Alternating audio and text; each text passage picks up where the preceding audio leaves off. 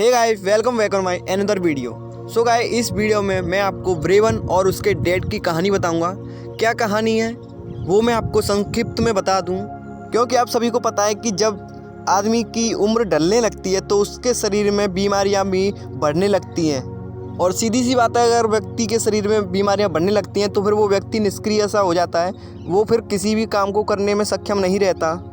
और हम और आप में से कुछ लोग उन्हें फिर अपने ऊपर बोझ समझने लगते हैं और वृद्धाश्रम में छोड़ना ही उन्हें बेहतर समझते हैं। बल्कि इन्हें ये नहीं पता होता कि बचपन में वो भी किसी काम के नहीं थे, लेकिन उन्होंने पाला और आपको इतना बड़ा किया।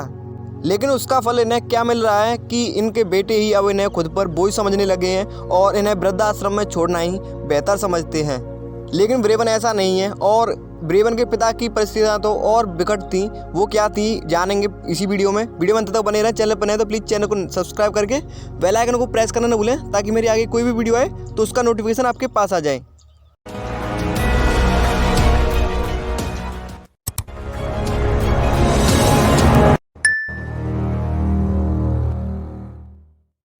कहानी शुरू होती है जब ब्रेवन के डैड एक हेलीकॉप्टर से कहीं जा रहे थे, लेकिन हेलीकॉप्टर में तकनीकी खराबी होने के कारण हेलीकॉप्टर क्रैश होने लगता है।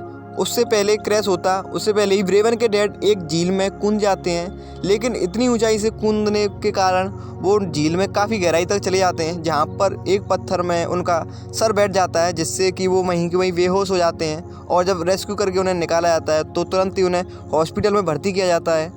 काफ़ी समय बाद ब्रेवन के डैड को होश आता है, जिसमें वो खुद को देखते हैं, लेकिन वो कहते हैं कि मैं कौन हूँ। और जब डॉक्टर्स बताते हैं कि उनके सिर पर चोट लगने के कारण वो अपनी आधी याददाश्त लगभग भूल चुके हैं, तो ब्रेवन बहुत दुखी होता है। और डॉक्टर्स उन्हें कहते हैं कि इन्हें आप अभी घर ले जा सकते हैं, लेकिन इनका आपको ध्यान रखना होगा और इन्हें अकेले कभी मत छोड़ना, क्योंकि ये अकेले में और अधिक परेशान रहेंगे। ब्रेवन के डैड की मानसिक हालत इतनी ख़राब हो चुकी थी कि वो जब किसी भी बार में जाते थे तो वो हर लड़की को अपनी पत्नी समझते थे और उसे पकड़कर घर ले जाने के लिए कहते थे। और कई बार तो पुलिस में भी केस दर्ज हो चुका है, लेकिन उसका एक फ्रेंड था ब्रेवन का, जो कि उसे बचा लेता था।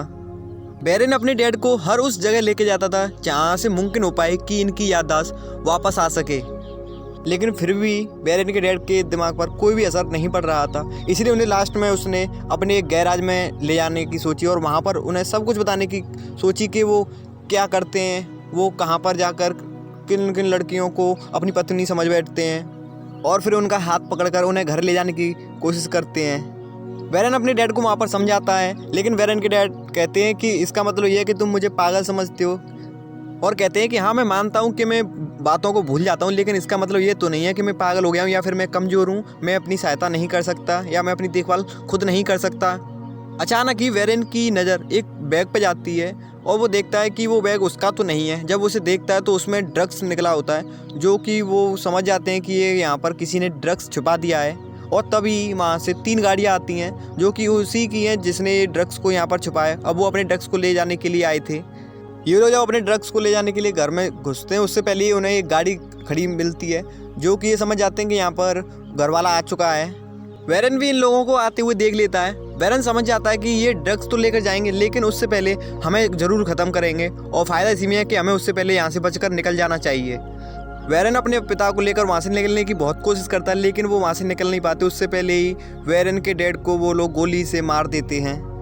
ब्रेवन अपने डैड से इतना प्रेम करता था कि वो ना तो पहले अपने डैड को छोड़ने वाला था, कितनी भी परेशानियां उसके सामने क्यों ना आई, लेकिन फिर भी उसने अपने डैड को नहीं छोड़ा और ना ही आगे छोड़ने वाला था। लेकिन इस कमीने ने उसके डैड का साथ उससे छीन लिया।